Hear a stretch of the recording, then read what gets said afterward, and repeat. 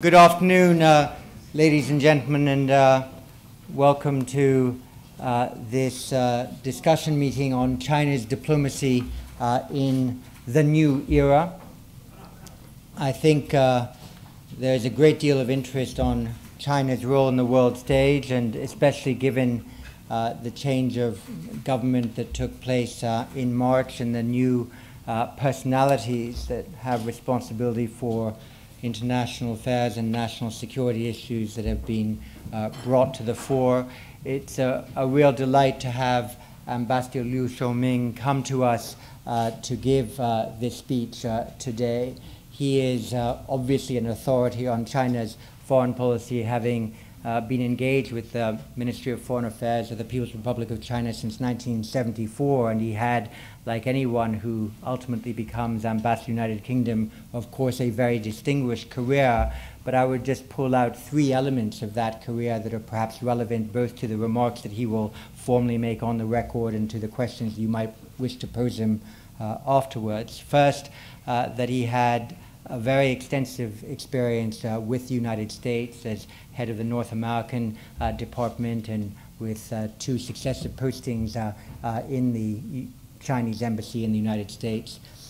Second, that he played a very important role with the leading group on foreign affairs in China, so it was at the heart of those policymakers who ultimately determined the direction of Chinese foreign policy. And for 3 years, he was the ambassador to the DPRK. And of course, amongst the many questions of interest to an audience like this is the relationship between China and the DPRK and the issues on the Korean Peninsula. And he had personal experience of handling that delicate relationship. His brief is to speak very broadly to China's diplomacy in the new era, but very thankfully he's agreed to take any questions that might arise from his talk or from your own curiosity in the subject. So without further delay, Ambassador Li, the podium is yours.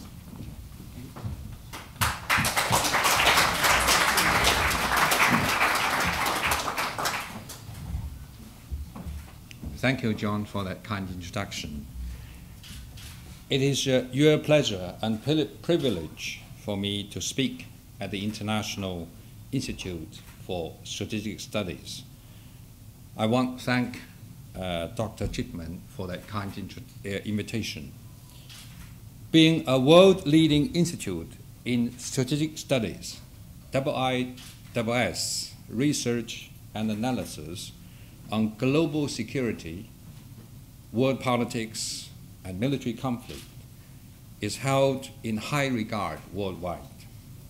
The publications Military Balance, Strategic Review are on the must-read list of many scholars in international affairs. Take Military Balance 2011, for example, which I quoted many times in my speeches. Military Balance 2011 showed clearly China's defense spending was low compared with other major countries.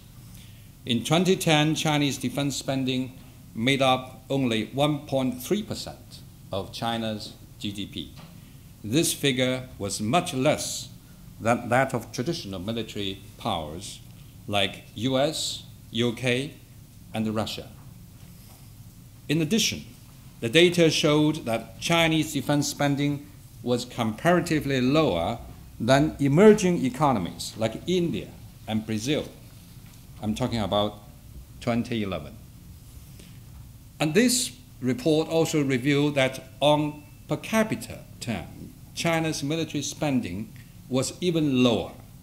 It accounted for merely 1/38 of the United States and the 1/20 of Britain. I'm very much impressed by Military Balance 2011, as these figures are so striking and convincing. Now back to the theme of my speech today, that is China's diplomacy in the new era. There are three reasons why I stress new era. First, there has been a major leadership change in China in recent months. As these new leaders took office, we can expect them to maintain overall consistency with China's foreign policies. However, inevitably, there will be some new features in China's diplomacy. Second, today's China is very different from China of 10 years ago, even 5 years ago. China now is the second largest economy of the world. China's foreign trade volume is basically on the par with the United States. China has the world's largest foreign exchange reserve. Last year, China has overtaken the United States and become the largest international tourism consumer. The number of the outbound Chinese tourists reached 83 million. They spent $102 billion. Third, the world today is undergoing unprecedented changes. Billions of people and a large number of developing countries are marching towards modernization. For the first time, emerging market economies and low-income countries make up over half of global GDP. These trends show global growth gravity is shifting.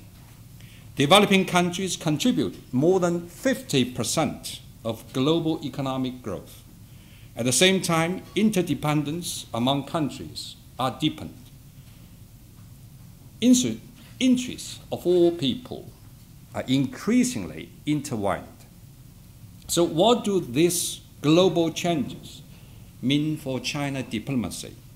To understand China's diplomacy in the new era, I believe we need to grasp the goals and actions of China's diplomacy. The goals of China diplomacy explain what kind of the world China wants to build. This raises the question of what kind of world best serves the interests of China and development of China. My answer is China needs three kinds of world. First, it should be a world of peace and development. The past 3 decades saw the unprecedented growth of China. This directly involved from China's reform and opening up policies. It is also well worth stressing that this growth of China is equally attributable to the overall peace and stability in the world. However, today's world is far from being tranquil. Global threats and challenges of various kinds crop up one after another. Local turbulence, hotspot issues remain intractable. International terrorists, ethnic separatists, and religious extremists are still rampant in some regions. The Boston bombings 2 days ago are just a case in point. Without peace, neither China nor the world can achieve its development. As an ancient Chinese saying goes, when the bird's nest is overturned, no egg can survive. China wants to realize the dream of economic growth, a national revival, and contented life of its people. However, to realize this dream, China has to do the following. China must strive to create external environment of peace and stability. China must work hard to make sure that peace and development will prevail in the world. China must also work to get other countries on board for a path of peaceful development. The second kind of the world China needs is a world of openness and cooperation. In the past decades, China has taken an active part in globalization and benefited a great deal from it. The striking feature of globalization is openness and cooperation. China has followed this trend and fully integrated itself into the world. The result is China has achieved development through openness and cooperation. Today's China is the largest trading partner of dozens of major trading countries. If we take a look at the world economic landscape, we'll see that international financial crisis has wreaked great damage. Uncertainties and destabilizing factors in global economic growth are on the rise. It is and should be of very deep concern that the specter of a protectionism is looming. In such circumstances, China even more strongly advocates and supports a multilateral trading regime. There's a compelling evidence of mutual global benefits of a trading system that is open, free, and facilitating. It is critical that globalization advances and does not retreat. 2 days ago, China and Iceland signed a free trade agreement. This is the first bilateral free trade agreement China has concluded with a European country. It is one of the concrete actions that China has taken to promote China-Europe win-win cooperation. The aim is to advance trade and investment liberalization. I believe it will play a positive role in promoting free trade in the world. The third kind of world we need is a world of diversity and harmony. Today's world is moving towards multipolarity. This means we feel the presence of not only the East and the West, but also the South and the North. Many have quoted from the Ballad of East and West by British poet Rudyard Kipling to accentuate the estrangement and confrontation between East and the West. This is the most famous lines from the poem. East is East, West is West, and never the twain shall meet. But this is only the first stanza of the poem. The division it talks about is limited to geography. Many have failed to get the real import of this poem, expressed in the lines that follow. But there's neither East nor West, border nor breed, nor birth, when two strong men stand face to face, though they come from the ends of the earth. China believes that there should be diversity in world civilization.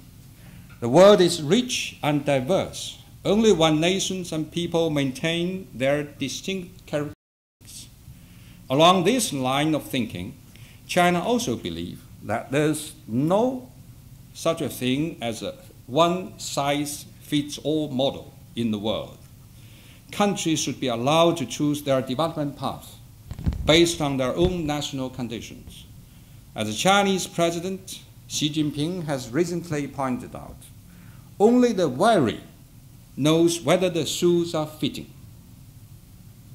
What I have described above are China's dream about the world. Then how will China make this dream come true? That leads to the question what China diplomacy will do. I believe China's diplomatic actions will concentrate on 3 areas.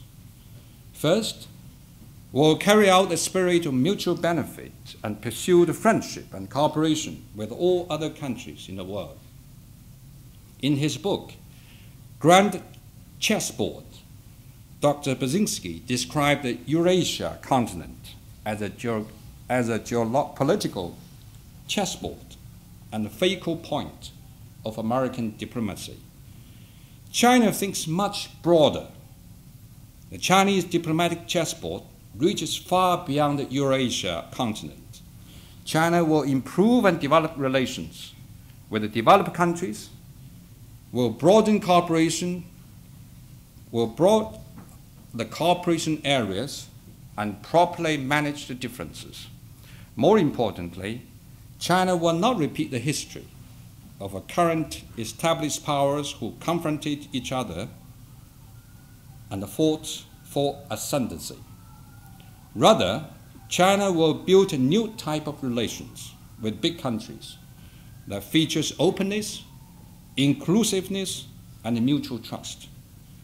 In a recent telephone conversation, President Xi Jinping and President Obama have reached important consensus on this new type of relations between China and the United States. China and the EU have established comprehensive strategic partnership. This is very significant as we are each other's largest trading partners. China firmly supports EU efforts to tackle debt crisis. We are now discussing with the EU about institutional building for China-EU mid- and long-term cooperation. At the same time, we'll redouble our efforts to advance cooperation in urbanization, new energy, scientific innovation, and green development. China will stick to the policy of developing friendly and good neighborly relations with surrounding countries. Following this policy, China will strengthen friendship with our neighbors. Also, China will deepen mutually beneficial cooperation so that China's development will bring greater benefits to the countries in our neighborhood. China's trade with its neighboring countries now stands at $1.3 trillion US. This is more than combined volume of China-EU and the China-US trade.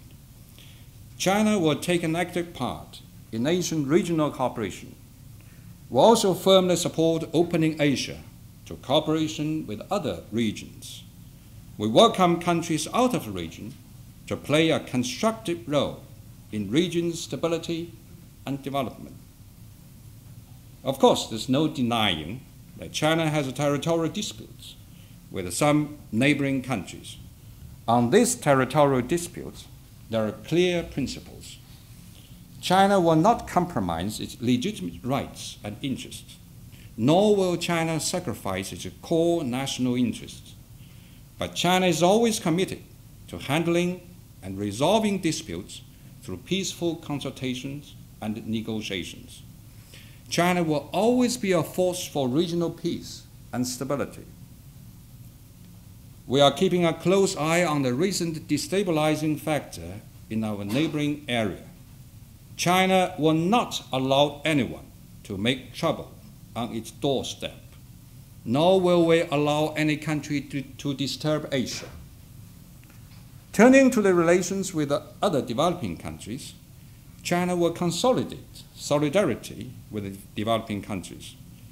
Will always be a reliable friend and sincere partner of developing countries. President Xi Jinping has recently visited Africa.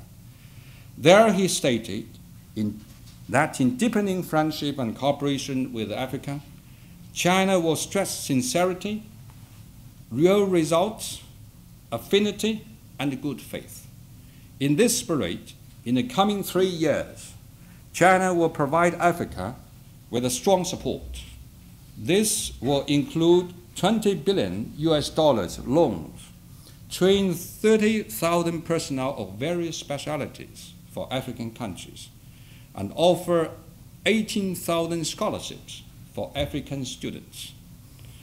China will step up cooperation with the emerging economies like the BRICS countries to achieve common development. Our objective is to boost economic growth of BRICS countries, improve cooperation mechanism, and make our collaborations more fruitful. China will push forward initiatives of new development bank and contingent reserve arrangement. China will work to speed up practical cooperation in a wide range of areas so that political consensus can be translated into actions. The second area of Chinese diplomatic action is in multilateral diplomacy. China will actively participate in multilateral affairs. China will contribute to the building of international system and global governance in the new era. Profound changes have taken place in international situation. Result is all countries need to work together as passengers in the same boat. China believes that multilateral system in the 21st century should keep pace with the times and be more just and reasonable. To this end, it needs to be more representative, more fair, and more effective. China is a player, builder, and contributor of the international system. We will always bear in mind the interests of both Chinese people and the peoples around the world. To be specific, China will take a more active part in international political, security, and development affairs.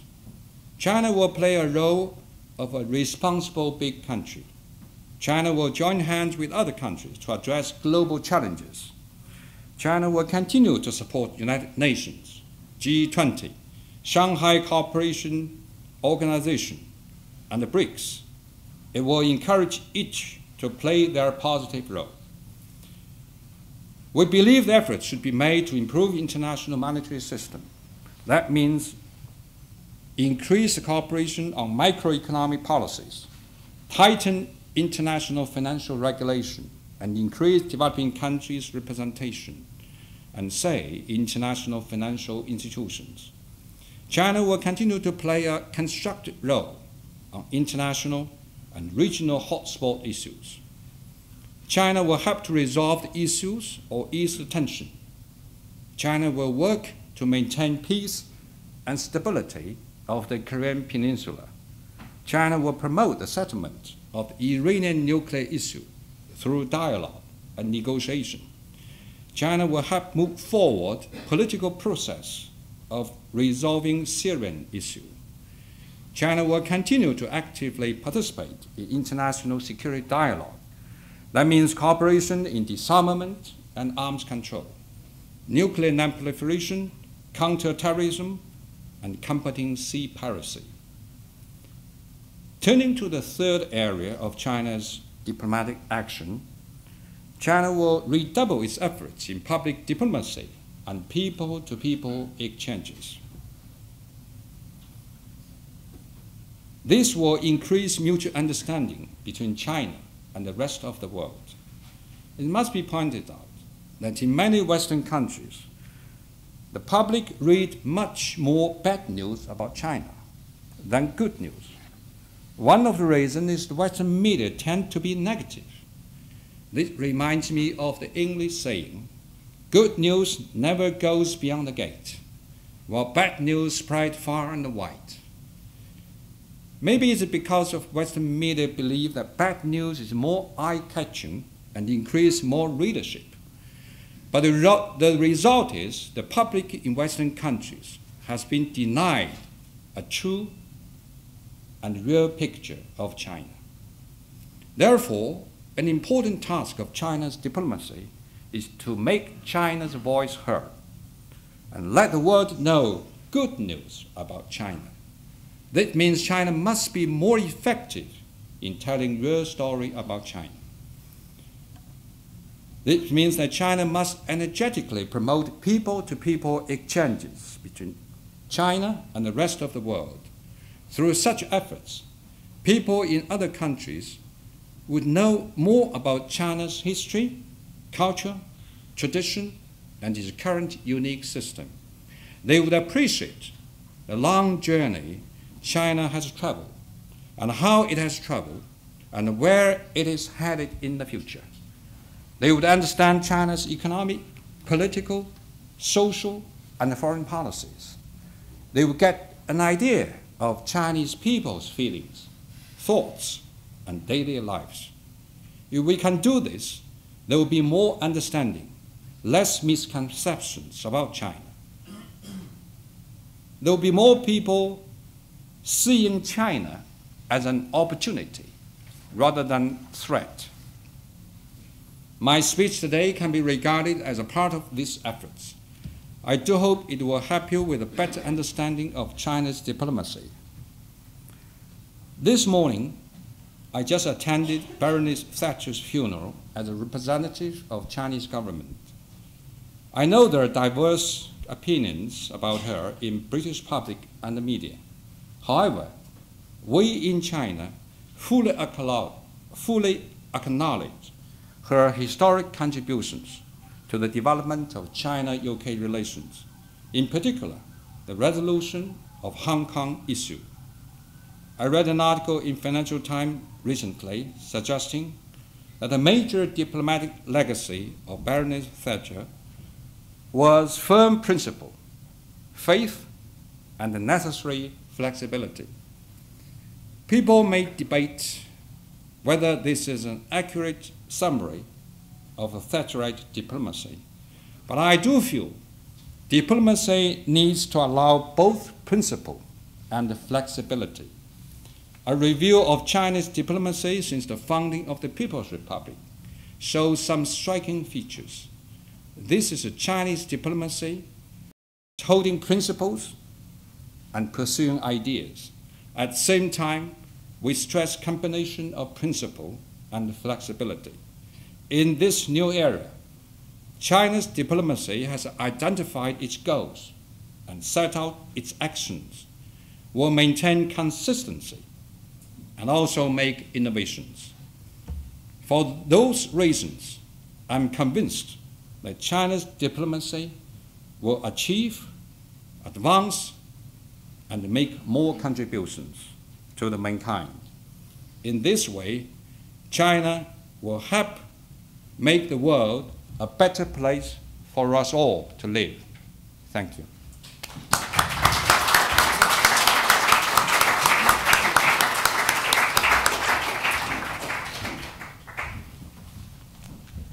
Ambassador, thank you very much for that address, and thank you very much for how you began it with your strong words of appreciation for the 2011 ISS military balance.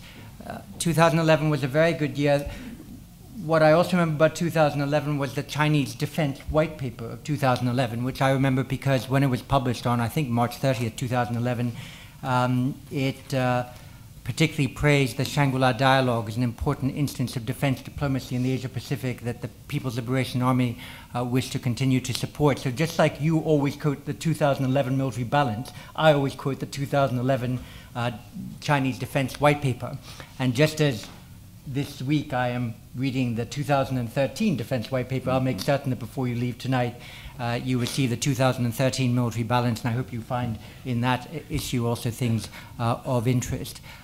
Let me begin by asking a straightforward question, which I know will interest anybody here, which is about China's relations with the Korean Peninsula, which you referred to at the end of your remarks. If there were a peaceful reunification of the Korean Peninsula, and if as a result of that no US troops were stationed on the Korean Peninsula, would that be a geostrategic outcome with which China could happily live? On that, I would say we'll be happy with whatever agreeable to Koreans, as long as achieved by peaceful means. So the future of Korean Peninsula is up to two Koreans to decide with regard to unification. And so that's why we encourage the two Koreans to talk. In the meantime, before reunification process started, we do hope that they can, resume talk, increase contact. So I think, at this moment, the top priority is to reduce the tension, to restore peace and stability. Reunification might be their long-term goal, but not their immediate concern at this moment. And China's position on reunification of Korean Peninsula has been consistent. It will remain unchanged.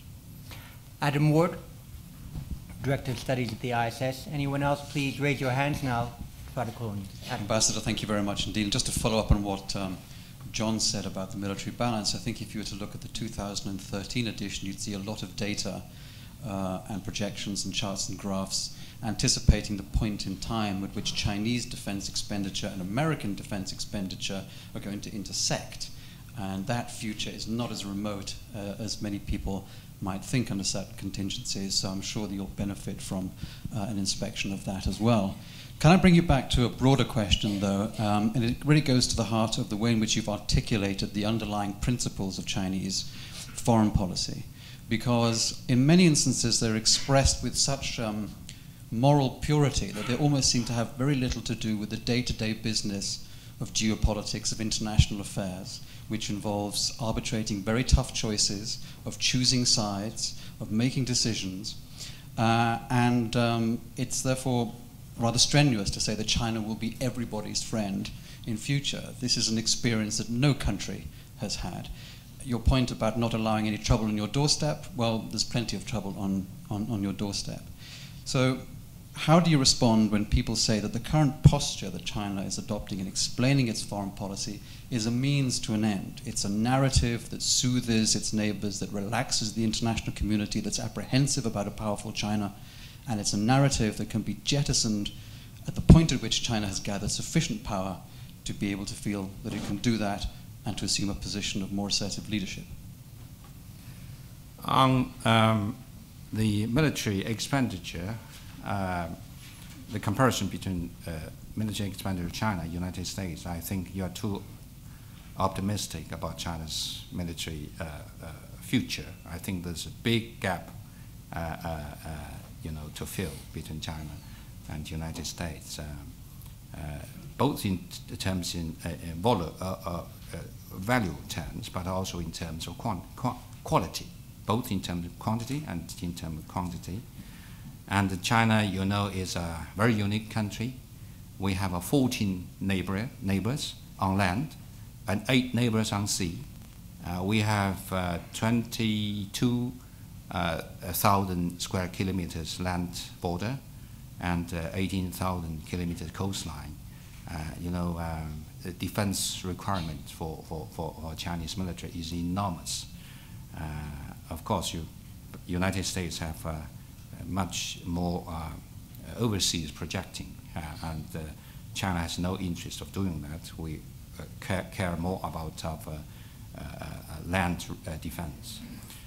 On China's goal for diplomacy, I think you are right. We want to be friends with everybody. So that's basically our independent policy of peace. But whether we can make friends with all countries or not is, not up to China only. Sometimes you may see some, contradictions, conflicting interests. But we do not deny that. But when it comes to that difficult situation, we try to resolve this by peaceful means. So peace, peace, peace, a resounding tone of China's foreign policy. I think it's really the guidance of China's foreign policy from day one, when the People's Republic of China was founded. We call it 5 principles of peaceful coexistence, still relevant today. Christian Lemire.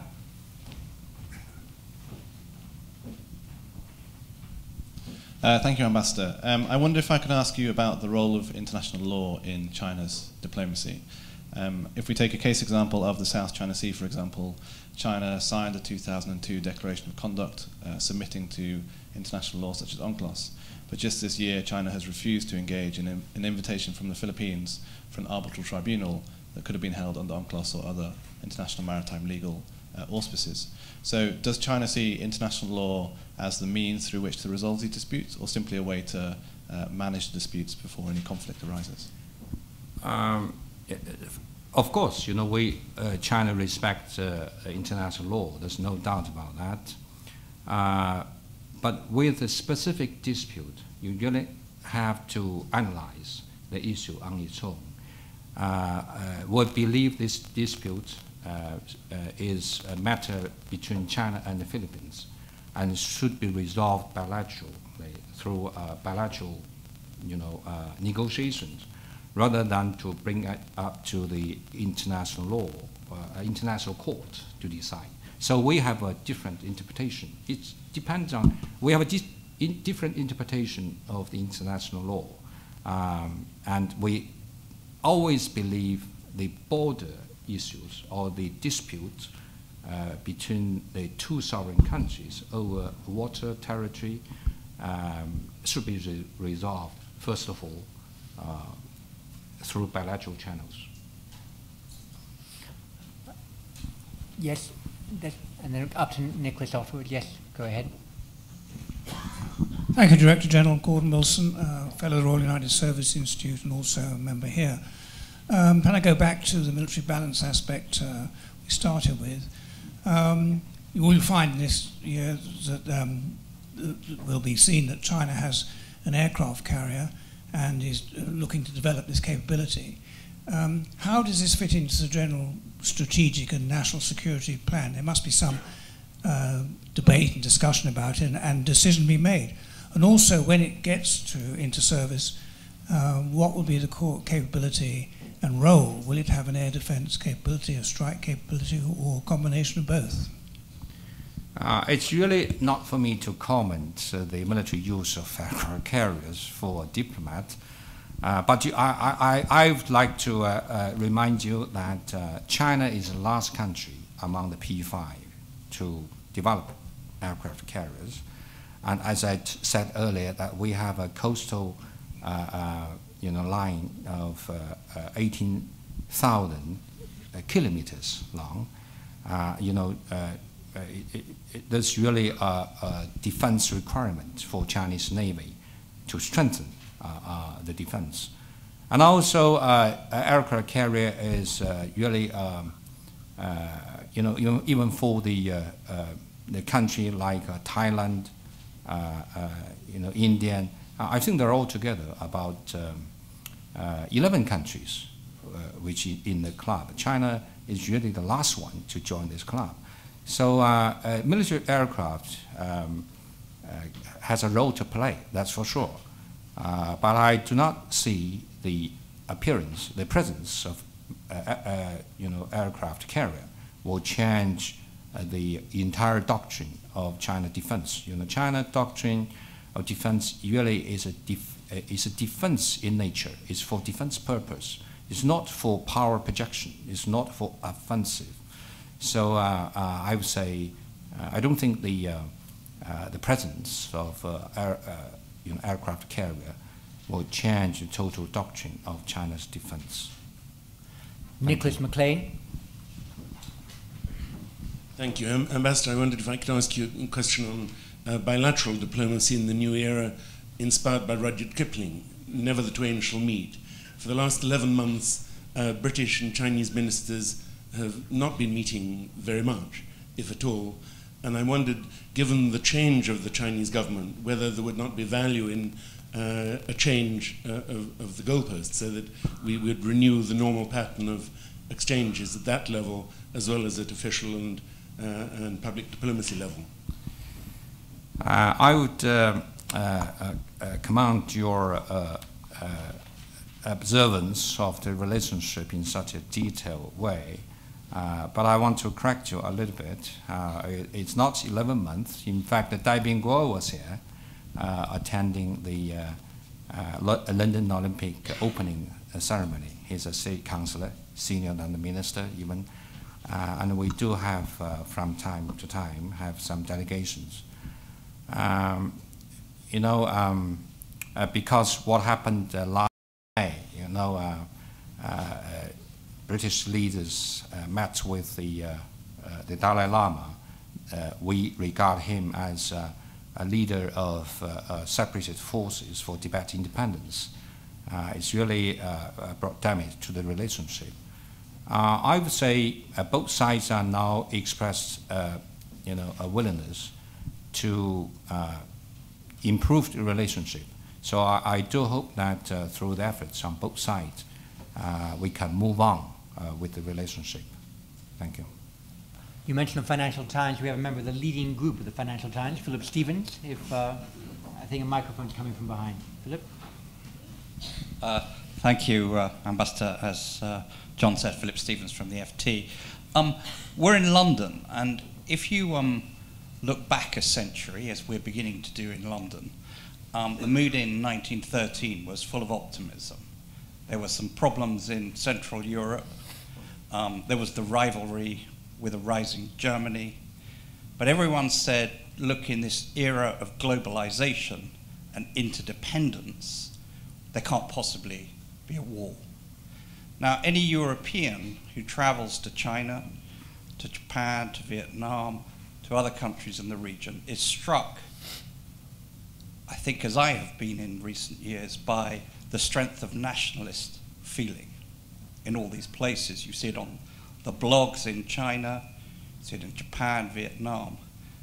And what confidence what you've done is explain the principles which say, look, it would be crazy for us, for China and for others to fall into conflict because we're interdependent.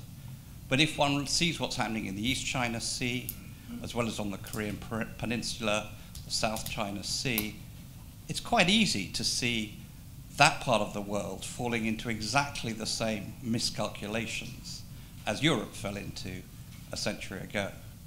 So what are the mechanisms that stop you doing that? I do not see there should be a comparison between China today with Germany 100 years ago. It's a totally different, story. I think, as I said in my presentation, that China's foreign policy is for the predominant goal of China's foreign policy is to ensure a peaceful environment. That's been, it's not because we are breaching peace. That is really what we believe in it. If we were not for a peaceful environment in the world, or especially in Asia Pacific for the past 30 years, China's growth is unimaginable. How could we achieve such a unprecedented growth?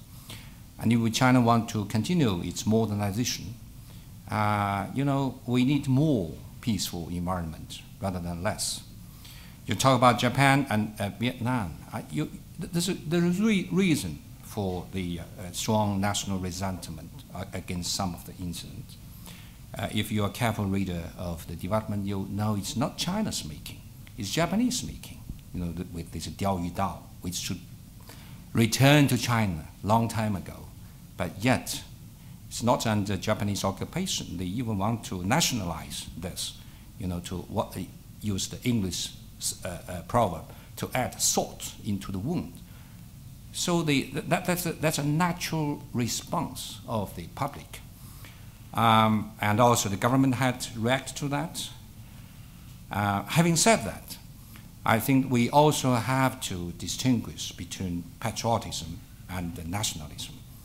As a government, I think we have a responsibility, to help people to voice their feelings of patriotism in a lawful way. You should go by law. Government is strongly opposed to the extreme actions like burning the car made by Japanese-made car, to attack the shops. That kind of behavior is not act of patriotism. You may call it a nationalist. So I think you can't simplify this public response to what happened between China's relation with Japan and China's relation with some of neighboring countries as a nationalist. You have to be careful with that. Thank you. George Lambrakis. Thank you. I'm a retired American diplomat, and I have noticed that Secretary of State Kerry just visited China, and the reports that we get suggest that at some point a statement was made by your government that China is for a nuclear-free Korean peninsula. Now, the northern part of that peninsula has already got nuclear power and military power, even though we're not sure to what extent. Is there likely to be some kind of a movement on the part of China? Have you received any kind of explanation of where this is going?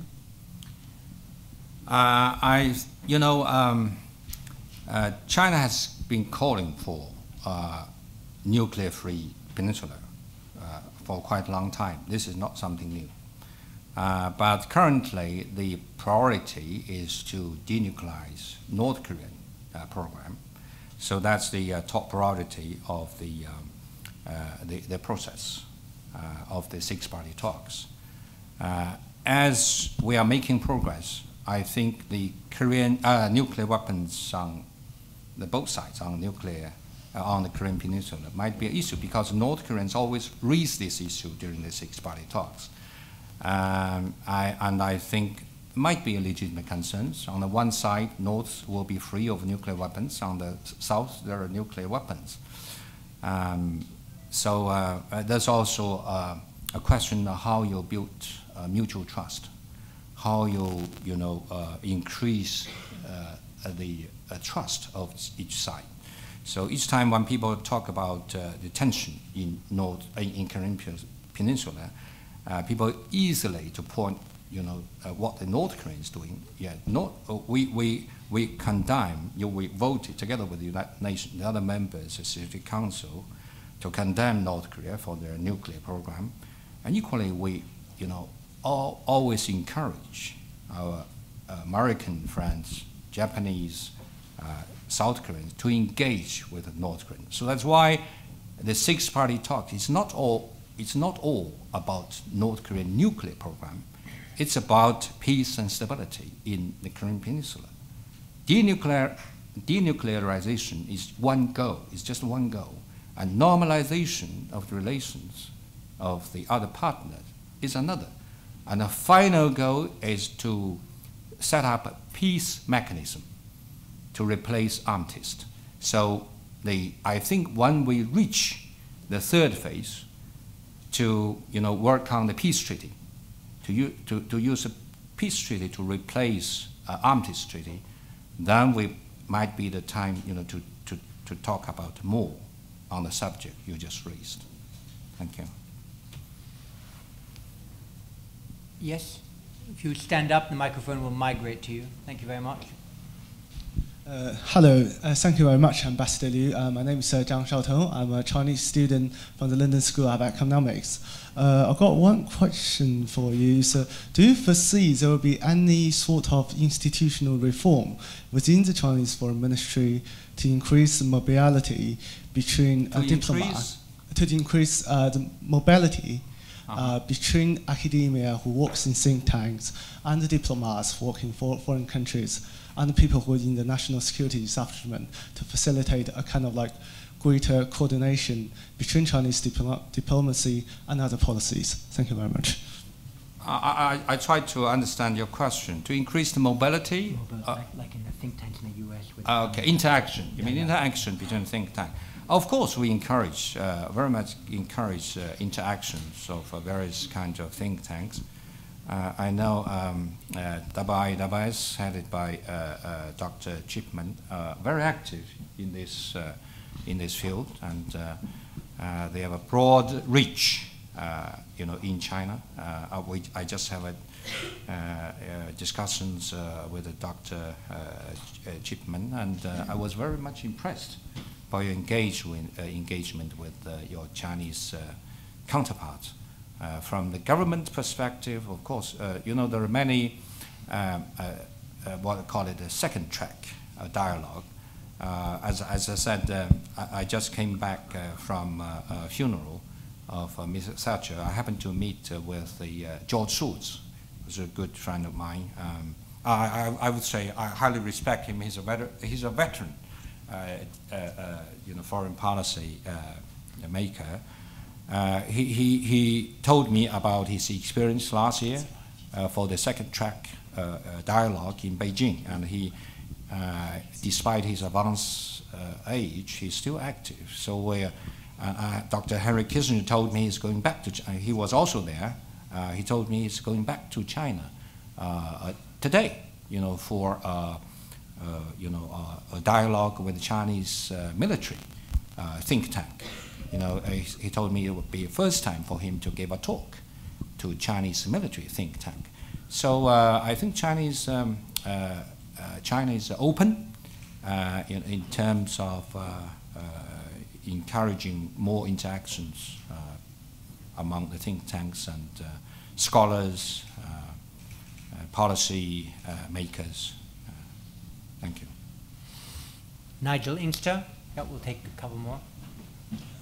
Ambassador Liu, Nigel Inkster, Director of Transnational Threats and Political Risk here at IISS. I'd like to ask you a question about China's central policy making systems and organizations. Because when one compares the way policy is made and top-level decisions are arrived at in China with a country like the United States or the United Kingdom, it's actually often very difficult to work out how the process actually works, where the inputs come, how the decisions are made. There is quite a large number of leading small groups, as John referred to earlier, which deal with different aspects of top-level policy. Do you foresee China's top-level policy mechanisms evolving? And if so, in what directions? Do you think that they might become more transparent in the way that they conduct their business, and particularly in the context of foreign and security policy? Do you foresee China needing to develop some equivalent of a National Security Council? It's a very challenging question. I wish I could answer that. I'll try. I think each country in conditions are different. The system, even you compare British policy making mechanism with the United States, they are quite different. And even the various administrations with one country can be can vary from one another. The other day I had a lunch with a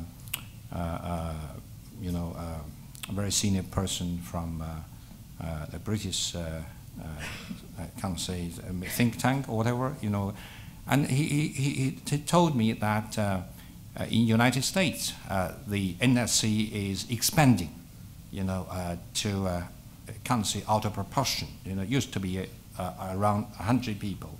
Now they have 300 or 400 people. So they have difficulties to distinguish the role played by the State Department and by the NSC. China, I think, the system, as time changes, it will adjust to the new changes in order to make it more effective. I think it's just the policy is set at the very top. President, Premier, and the Minister of Foreign Affairs play a very important role. Its main responsibility is to, giving advice and also implementing foreign policy, I think. And other ministries have also a role to play. Minister of Commerce, Minister of, they play a role promoting China's economic relations.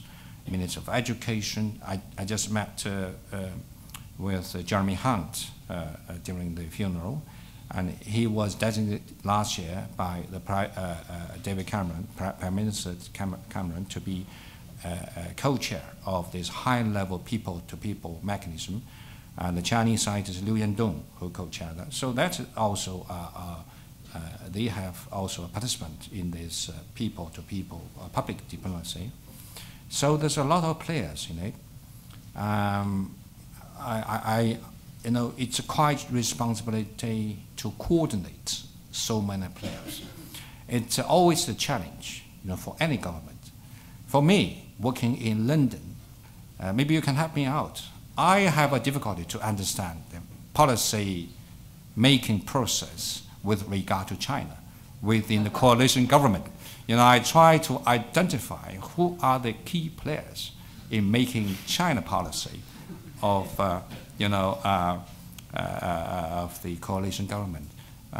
So far, I have not yet got authoritative answer yet. Maybe you can help me out with that, how to make it more transparent.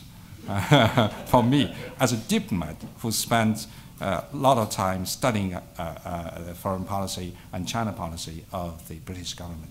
Thank you. 2 more questions and then we'll end. Margaret Blunden. It's coming. There we go. Margaret Blunden, member of the Institute. Ambassador, you referred to the recent Chinese agreement with Iceland, and I wonder if you could tell us a bit more about Chinese policies towards the Arctic, and what kind of role does China have ambitions to play in that fast-changing region? China is not a very ambitious country. We want to be a participant in the peaceful development of the region. But of course, China is not a founding member of the organization. But China look for the opportunities for cooperation in this area. We would like to have more interactions, more consultations with the member countries. But I would say this is not the top priority of the Chinese government in our relation with Iceland. The relation between China and Iceland is really touches upon cross-border relations, from political economy to cultural, education, trade. So we would like to have a part to play, but it's up also to the founding members, and we look forward for more cooperation with them. Thank you. Just before we conclude, yes, you, sir, if you could stand up, then the microphone will, yes? If you stand up, then the microphone will come to you. Thank you very much. Very kind. My name is Norik Shikata, political minister at the Embassy of Japan in UK. There was a reference from Philip Stevens about the kind of concerns about potential conflicts in East Asia. And I guess among those East Asian countries, we need to avoid any kind of possibility of conflict by any means. And based on your remarks today, I took it that China is very much focused on peaceful resolution of international settlement according to international law. And at the same time, my sense is that there is a growing window of opportunities for tackling some of our common agenda or common challenges facing especially China, Japan, and Korea. One is DPRK, as we discussed, and the other one is issues like environmental issues, pollutions, which are affecting Japan as well, or trade and investment relations. And here, trilateral cooperation among Japan, China, Korea has a great potential. And I would like to ask you, not discussing the issue of differences of views between Japan and China on Senkaku issues, but I would like to just ask your opinions on this kind of potential for cooperation among, especially between Japan and China, and the trilateral context. And you remember that the Prime Minister Abe in 2006, he was proposing the concept of mutually beneficial relations based on common strategic interests. Thank you. I'm very pleased that you take my message of China is working for peace, stability in the region. The likelihood of military conflict you cannot rule out, but we will make every effort to prevent that from happening. Of course, that cannot be, depend on China alone. There's also other partners. United States, you don't forget United States is also a key player in the region. And also Japan, Korea, Russia you also has enormous interest in the area. I always, as a diplomat, I always feel optimistic. I think peace will prevail, and we need more diplomats to work rather than to have a military officers to fight on battleground. So, of course, we still need military. We can't let them retire, but we have to make diplomats busy rather than to make military officers busy. And I also believe, I agree with you that there's a great potential for cooperation between China, Korea, and Japan. And I think the regional stability and prosperity call for more cooperation between China, Japan and Korea. In fact, there's a mechanism of trilateral dialogue, trilateral leadership meetings. China is committed, and we always believe that you cannot have a peaceful and prosperous East Asia, without good relations between China and Japan. But it really make the two to dance. China has been working very hard for good relations with Japan, but really in recent years, there's always the incident, that unwelcome incident, unfriendly gesture, and also the way how Japan treat the history. That's a big problem on part of Japan, because people, not only China, Korean included, are also neighboring the Asia Pacific countries concerned about the direction of the way where the Japan is headed. And also, I read some of the article, including Financial Times. There's concern about the right-wing tendency in the political spectrum in Japan, the militarist tendency, and how Japan treat the history, how the Japan would live peacefully with its neighboring country. Has always been a problem. Japanese leaders pay respect to the warlords in shrine and that kind of thing. So last year I wrote 2 articles carried by, one by Financial Times, the other by the Daily Telegraph, talking about the history, about how China and Japan can resolve this problem. I encourage Japan to learn from Germany, how to treat the history, and then, completely change their attitudes about history, make apology to its Asian countries, and have a good start of relation with the neighboring countries. And I think that will fundamentally change the picture of a relationship in East Asia. Thank you. Ambassador Liu, thank you very much for your address and your answer to questions. I might sum up in this way, which is to comment that then U.S. Deputy Secretary of State Bob Zoellick once called on China to be a responsible stakeholder in the international system, a call that many in China found a bit confusing, because if I understand correctly, the word stakeholder didn't find easy transliteration into Chinese characters. We do have one. Now there is such a character, but if I listen carefully to your remarks, I think what you were in essence advocating in your answers to questions was that one of the most important contributions that China could make to international peace and stability and to the stability of the Asia-Pacific would be to encourage at home, and by extension to the region, responsible nationalism. And the promulgation of responsible nationalism would be an important first step towards easing some of the tension.